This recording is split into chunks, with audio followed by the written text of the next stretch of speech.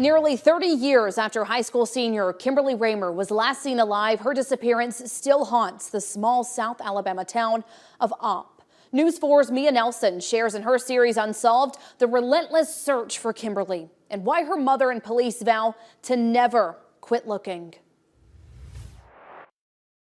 For 27 years, time has ticked. When I look at these, I just want to hug her so much. But for Sue Infinger, the clock isn't running out. She is as determined as ever to find out what happened to her daughter. I am going to find out what happened to my daughter if it takes me the rest of my life. A 17-year-old with so much life ahead.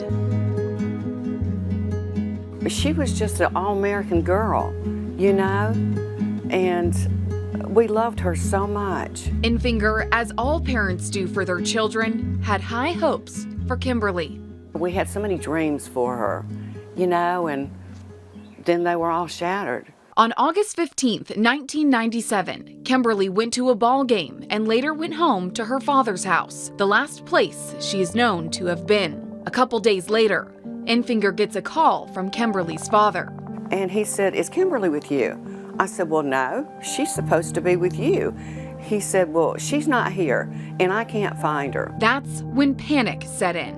Kemberly would not have gone off and not told somebody, you know, because she wasn't like that. I was just getting scared, you know, because I was thinking, oh my God, something's happened to her. I don't know what. From that day forth, no one actually knows what exactly happened to her. It's been a mystery for all this time. Today, David Harrell is the Assistant Chief of Police in Opp. Back then, when he had been in law enforcement for only 1 year, he took the missing person report. As the days went on and you weren't finding her, what was starting to run through your mind? Worst case scenario. A lot of questions that were not being answered. That nobody had the answers for. He doesn't believe Kemberly left the house on her own that night. There was evidence that kind of lended itself to give us some indication that she was not taken from that house on her free will. Her car was there, her contacts were there, everything was there. Investigators have a person of interest, but they need evidence. I've done a lot of thinking about that. I think, in my mind, I know who did it. As life continues here in Opp, Alabama, also known as the City of Opportunity, investigators remain persistent in their pursuit of the truth. They're hopeful that perhaps one day the opportunity to solve the case will come. God will bring this to light, and it will be in His time.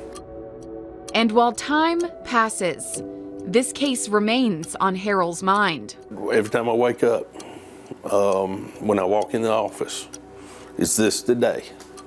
Is this the day when we're going to find her? Hadn't happened yet, but it will.